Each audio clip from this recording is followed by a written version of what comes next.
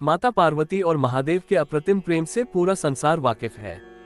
कहते हैं कि उनके आगे प्रेम की पराकाष्ठा भी छोटी महसूस होने लगती है। कई ऐसे पौराणिक किस्से भी सुनने को मिलते हैं जहां देवी देवताओं ने स्वयं भोलेनाथ के प्रेम को असीम और अनन्य बताया है। शायद यही वजह है कि महादेव ने मां पार्वती को अपने आधे अंग पर स्थान दिया और स्वयं अर्धनारीश्वर कहलाए। तो आइए इस दिवाली के पवित्र मौके पर आपको बताते हैं मां पार्वती और महादेव के प्रेम और उनके विवाह की रोचक कथा। माता पार्वती भगवान शिव को मन ही मन अपना पति मान चुकी थी। वह दृढ़ संकल्पित थी कि विवाह करेगी तो भोलेनाथ के साथ ही करेगी। उधर देवता भी यही चाहते थे।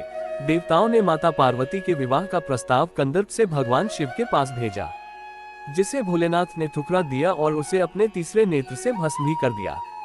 लेकिन माता इससे भी विचलित नहीं हुई और कठोर तपस्या शुरू कर दी। देवी पार्वती की तपस्या से तीनों लोक में हाहाकार मच गया। बड़े बड़े पहाड़ डगमगाने लगे। देवता भी मदद के लिए भगवान शिव के पास पहुंचे। भोले बाबा भी पार्वती के तप से प्रसन्न हुए और उन्हें दर्शन देकर कहा कि वह किसी राजकुमार से विवाह कर ले।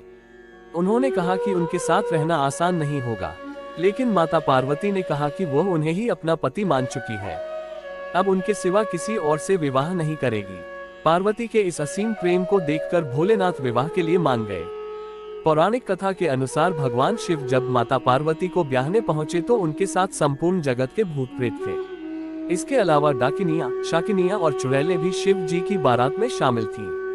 उन्होंने नहीं भोलेनाथ का भस्म से श्रृंगार किया, हड्डियों की माला पहनाई। इस अनोखी बारात को देखकर तो रानी मैना देवी यानी कि माता पार्वती की मां हैरान रह गईं। उन्होंने अपनी बेटी का विवाह करने से इनकार कर दिया। शिव के इस रूप को देखकर माता पार्वती ने उनसे आग्रह किया कि वह विवाह की परंपरा के अनुसार तैयार होकर आए। इसके बाद भोलेनाथ ने उनकी विनती स्वीकार की और दुल्हे के रूप में तैयार हुए। उनके इस अनुपम सौंदर्य को देखकर रानी मैना देवी चकित रह गईं। इसके बाद सृष्टि रचयिता श्री ब्रह्मा जी की मौजूदगी में देवी पार्वती और भोलेनाथ का विवाह संपन्न हुआ। पौराणिक कथाओं के अनुसार शिव पार्वती के विवाह की यह तिथि ही महाशिवरात्रि कहलाई।